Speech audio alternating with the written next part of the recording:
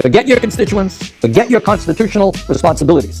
If you don't do what I, Elon Musk, want you to do, you're out of office. And I have the money to do just that. The term oligarchy is popping up more and more in reference to things happening in the political space, in reference to things happening with capitalism. If you're on Blue Sky, it's happening a lot over there. You can follow me over there. Hey, welcome back to my channel. I'm the eldest Gen Z.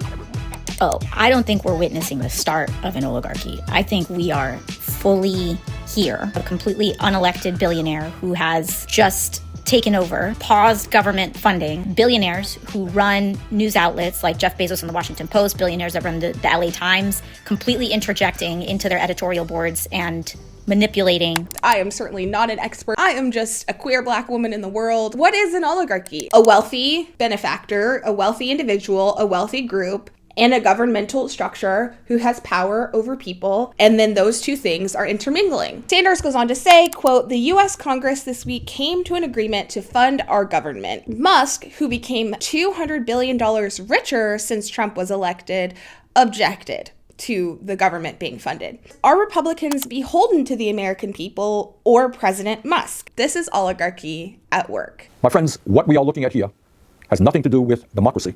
What we're looking at here is oligarchy.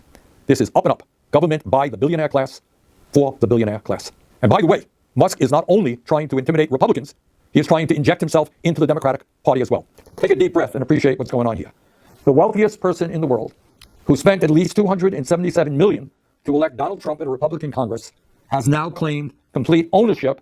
Other people alongside Bernie Sanders who have called out these accusations, such as Summer Lee, Maxwell Alejandro Frost, Jasmine Crockett, bleach blonde, bad built butch body, and Gary Connolly. Quote, "Musk is the original American oligarch. He is unelected, unaccountable, and riddled with conflicts of interest, including in the very legislation he is meddling with now. With Trump as his puppet, we are in a very dangerous territory." Director of the Quality Development and Globalization Studies program at Northwestern said, quote, "Musk is drawing a lot of attention, but oligarchy in the US is not new. From the beginning, it has been mixed with democracy in America. What is new is the balance shifting strongly in favor of oligarchs. The turning point was in 2010 with the Citizens United decision, in which the Supreme Court removed all limits on the use of wealth power in American politics. The search history spike for that word has come up during the past 3 election cycles specifically. The fact that we might be coming into a time, or our country politically and socially is already in a time, where you could put us in the same paragraph as South African apartheid. And I'm looking at all y'all with your freaking Tesla Cybertrucks. Girl, you did this. You played a hand in this. And I think it's being investigated now that the Cybertruck has significant flaws that are causing fatalities. Do you think Tesla's going to be regulated by the government? Talks about the weight being 6,800 pounds, which weighs more than 2 Honda Accords. Heavier cars convey more force in a crash, and they cover more distance before coming to a halt. Although such power presents obvious risks to other street users who lack time to get out of the way, its practical value is also dubious. It's like most of the European Union and the UK ban cars these size for multiple reasons. But again, even if they investigate Tesla and find that there's something they've done wrong that makes these cars more flammable in a crash, again, Elon Musk is going to be in charge of stuff in the government soon. They're not going to regulate this, and they're going to continue not to regulate this. Sanders goes on to say, "Are we still a democracy, or have we already moved from oligarchy and authoritarianism?" I don't think that it's fair to say that the United States political system is at present authoritarian and totalitarian. Are there indicators and signs that we just might be heading there in the future?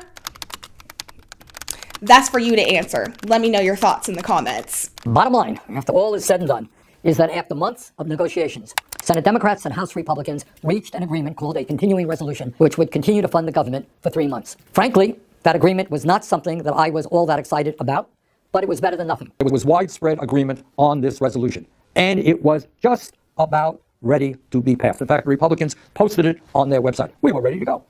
But then, out of nowhere, the wealthiest man in the world, Elon Musk, began tweeting his opposition to this legislation. He told Republicans that if they voted for this proposal, which they had already agreed to do, he would take out his wallet and spend as much money as it took to defeat them in primaries and drive them out of office.